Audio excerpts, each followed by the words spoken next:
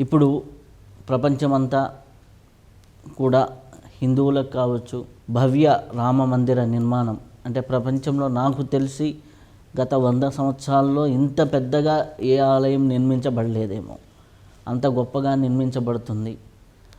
మొన్న మీతో కలిసినప్పుడు రామాయణంలో కొన్ని విశేషాలు చెప్పడం జరిగింది. ఆ యొక్క విశేషాల్లో సరయూ నది యొక్క విశిష్టత ఎంతో గొప్పగా చెప్పారు. ఆ సరయూ నది విశిష్టత గురించి మాకు వివరించవచ్చు. గం గణపతియే నమః, ఐం సరస్వత్యే నమః, శ్రీ గురుభ్యో నమః. మా గురువు గారైనటువంటి మహంత్ హిమాలయ గిరిజీ మహారాజు వారి పాదపద్మంలో మనసులో నిలుపుకొని అయోధ్యారాముని విశేషాలు చెప్పబోతున్నందుకు ఆ అవకాశం కల్పించిన మీకు ధన్యవాదాలు సమర్పించుకుంటున్నాను. మీరు అడిగిన దాన్ని బట్టి ఏది ఎక్కడ మొదలు పెట్టాలో తెలియదు. కొద్దిగా రామాయణం గురించి చెప్పుకుంటే, వాల్మీకి ఆది కవి, ఆది కావ్యం రామాయణం. శోకం నుంచి శ్లోకాలుగా పుట్టి వచ్చినది మొదటిది. లక్షల సంవత్సరాల పూర్వం జరిగిన ఇది చెప్పాలంటే మనకు వేదాలు, ఉపనిషత్తులు, పురాణాలు, ఇతిహాసాలు అనే 4 మహత్తర జ్ఞాన గంగలు ఉన్నాయి. వేదాలు కఠినమైనటువంటి సంస్కృతంలో ఉంటుంది, ఉపనిషత్తులు బ్రహ్మ విద్య గురించి ఉంటుంది, పురాణాలు అత్యద్భుతంగా కాస్త విపులంగా దేవతల గురించి ఉంటుంది. వీటన్నిటికీ మించి ఇతిహాస అని ధైర్యంగా చెప్పగలిగి ఇలా ఒకప్పుడు జరిగింది అని చెప్పడమే ఇతిహాస అనే ఆ పదానికి అర్థం. ఇతిహాసం అంటాం. ఇతిహాసాల్లో 2 మహత్తరమైనవి ఉన్నాయి. ఒకటి భారతము, ఒకటి రామాయణము, మూడవది భాగవతము అని చెప్పబడుతోంది. మహాభారతం 1,00,000 శ్లోకాలకు మించింది. అనేక నీతి కథలతో, అనేక విశేషాలతో ఉంది. కేవలం పాండవ కౌరవ యుద్ధం కాదు. అలాగనే రామాయణం కేవలం 24,000 శ్లోకాలతోనే మనకు అందించబడినప్పటికీ మహాభారతం కన్నా విపుల అర్థాలతో ఉంది. మహాభారతాన్ని తెలుగించిన వాళ్ళు కానీ, వాళ్ళ భాషలో మార్చిన వాళ్ళు కానీ కొద్దిమంది అయితే, రామాయణాన్ని ఎంతమంది రాశారో, ఎంతగా దాంతో మమైకమైపోయారో చెప్పలేము. నాకు తెలిసి అందరూ అన్ని భాషలలో చదివే రామాయణాలు ఇంచుమించు 360 ఉన్నాయి. ఒక 90 రామాయణాల వరకు ఈ ఉపాధి చదివే ప్రాప్తత కలిగింది.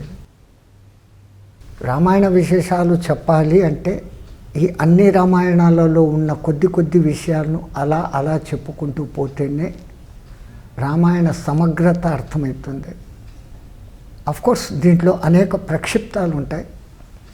ఆ రామాయణ మహాకావ్యాన్ని ఇంకా హైలైట్ చేస్తూ వాళ్ళ భావాలకు తోచినట్లు దాంట్లో వాళ్ళ కవిత్వాన్ని జోడించి రాయటంతో రామాయణం ఈ రోజుకు అజామారామంగా ఉంది. రామాయణం కేంద్ర బిందువు ఆ మహా అయోధ్య. స్వాతంత్రం వచ్చిన తరువాత సోమనాథ మందిర పునర్నిర్మాణం ఒక్కటి జరిగింది.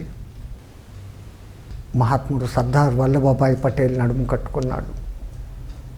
మరి దానికంటే ఎన్నో లక్షల సంవత్సరాల నుంచి పేరుగాంచిన ఆ అయోధ్య ఇతరుల చేత జయింపబడని మహానగరం, ఇక్ష్వాకు వంశస్థులకు రాజధాని, కోసల దేశపు రాజధాని.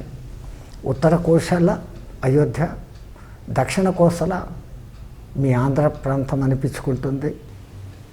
కౌసల్యమాత మీ ఆంధ్రుల ఆడపడచ్చు, ఉత్తర కోసల వాసిని. ఇంకా అయోధ్య విషయానికి వస్తే, ఆ అయోధ్య అతి పవిత్రము అతి గొప్పదైనటువంటి సరయూ తీరంలో నిర్మించబడింది. చరిత్ర ప్రకారం చూస్తే సరయూ గంగకు కేవలం ఉపనది అయినా ఒకానొక కథనం ప్రకారము కొన్ని వందల సంవత్సరాల క్రితం, ఆధునిక కాలంలోనే, మీరు క్రీస్తు శకము అంటారే, ఇంచుమించు 4వ-5వ శతాబ్దం, ఇంకా ముసల్మాన్ల ప్రభావం మన మీదకి రాని కాలంలో రాజా మాన్సింగ్ అనే ఒక మహా వ్యక్తి పరిపాలించేవాడు. పరమధార్మికుడు, ప్రజలందరినీ కంటికి రెప్పలాగా. ఎట్లాగైతే అయోధ్య రాజులందరినీ కూడా జనకుడు అని పిలుచుకుంటారు. దేశపు రాజుల్ని జనకుడు అంటారు. ఆ రాజుల పేర్లు వేరే ఉంటాయి. కానీ తండ్రిలాగా పరిపాలన చేస్తున్నారు కాబట్టి వాని అసలు పేరు ఎక్కడ ఉండదు. అందరినీ కూడా జనకుడు ఒక్క నిమి కుక్షి వికుక్షి తర్వాత దేవరాతుని తర్వాత అందరినీ కూడా జనకుడు అని ఎలాగ పిలుస్తారో, అయోధ్య రాజులు ఇక్ష్వాకు వంశ చక్రవర్తులు ఒకరిని మించి ఒకళ్ళు ప్రజలను సుభిక్షంగా పరిపాలిస్తూ ఉన్నారు. ఈ రాజా మాన్సింగు ఆ అయోధ్యనే ఈ అయోధ్య అనే భావనలో లేడు. ఏదో అయోధ్య, నేను దీనికి రాజును. ఆయన ఒకసారి అట్లా సరియు తీరంలో విహారానికి చేస్తున్నప్పుడు అవతల ఒడ్డు నుంచి ఒక నల్లని గుర్రం మీద ఒక నల్లని వ్యక్తి, నల్లటి వస్త్రాలు, పై నుంచి కింది వరకు అంతా నలిపే, నది వైపుకు వేగంగా వస్తున్నాడు. ఆ వస్తున్న వేగం చూస్తే ఆ నదిలో దూకి ఆత్మహత్య చేసుకుంటాడేమో అనిపించింది ఈ రాజుగారికి. నేను ఇంత చక్కగా రాజ్యం చేస్తున్నాను, ఒక్క నా ప్రజలలో ఒక్కడికి అపకారం చేయకుండా ఈడెవడు ఆత్మహత్య చేసుకునేకి వస్తున్నాడు అనుకుని నిలుపుతాము అనుకునేంత లోపల ఆ నల్లని గుర్రము నల్లని వ్యక్తి నదిలో పడిపోయారు. కొద్ది క్షణాలలో ఈయన ఉన్న ఒడ్డు వైపుకు, ఇటువైపు ఒడ్డుకు ఒక తెల్లని గుర్రం మీద తెల్లని మెరిసిపోయే దుస్తులతో కూర్చున్న ఒక వాళ్ళు, ఆ గుర్రం అట్లా ఆకాశానికి ఎగిరిపోయి, ఈయనకు ముందు ఏం అర్థం కాలే, కలనా నిజమా అనుకున్నాడు. ఇంకా ఈ సంఘటన ఆయన వ్యాఖ్యాలకు వస్తున్న ప్రతిరోజు ఇలాగే జరుగుతుంది. 7-8 రోజులు ఈయనలో ఉత్సుకత పెరిగిపోయి అసలు కథ ఏంటో తెలుసుకుంటాము అనుకున్నాడు. ఆ గుర్రం ఎక్కడైతే బయటకు వస్తుందో ప్రతిరోజు తెల్లగా అయ్యి ఆ చోట మాటు వేసి కూర్చున్నాడు. గుర్రం అలా పైకి వచ్చి ఎగరబోతుండగానే చేతులు అడ్డం పెట్టి, మహానుభావ కాస్త ఆగండి, నా సంశయం తీర్చండి అన్నాడు. ఆ గుర్రం పైన ఉన్నటువంటి మహావ్యక్తి నవ్వుతూ, రాజా, నువ్వు ప్రజల్ని ఇంత బాగా పరిపాలిస్తున్నావు కాబట్టి నీవు దైవశక్తులను చూడగలిగే దృష్టి నీకు వచ్చిందే, ఏం అడగదలుచుకున్నావు?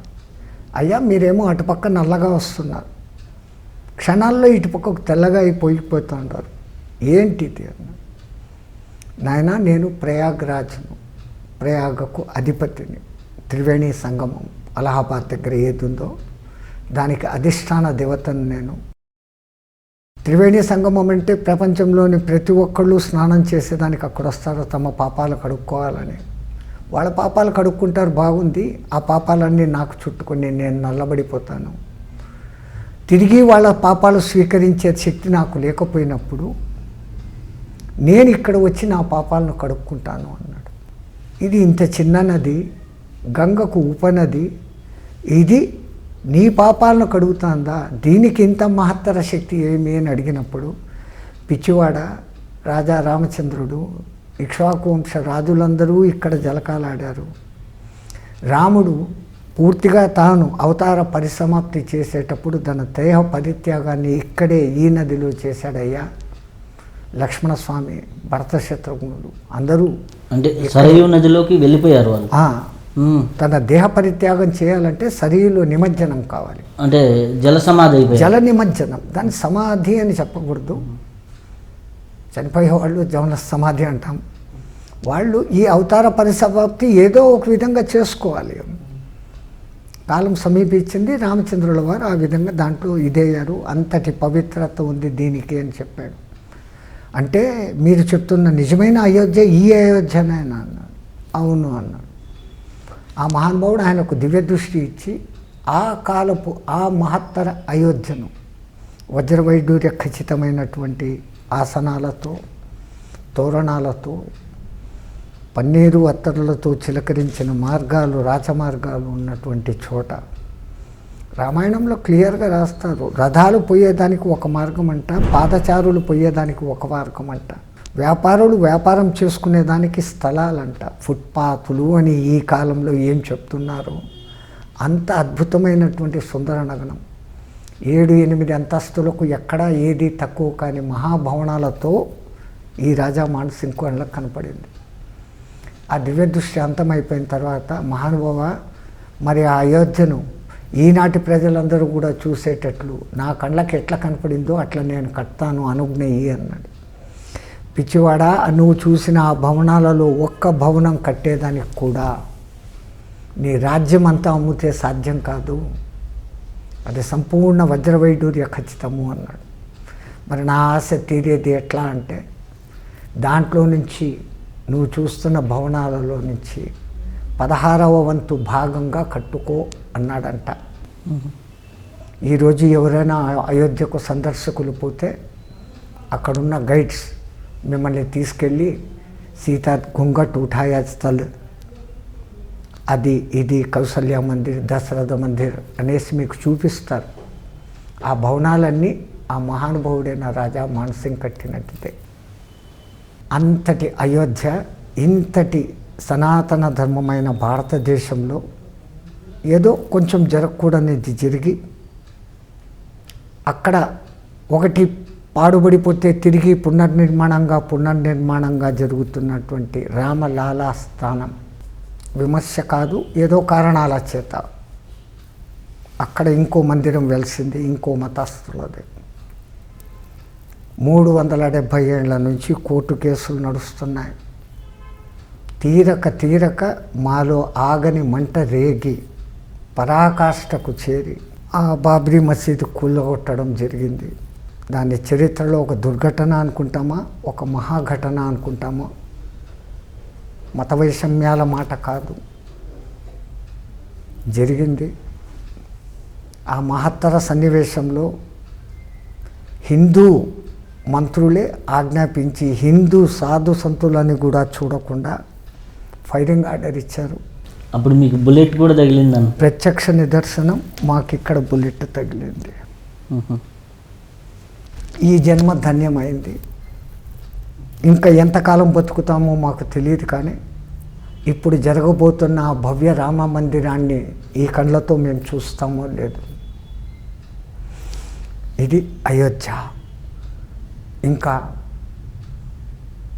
రామాయణం మీకు ముందే నేను మనవి చేసినట్లు ఇంచుమించు 90కి పైగా రకరకాల రామాయణాలు చదివాం.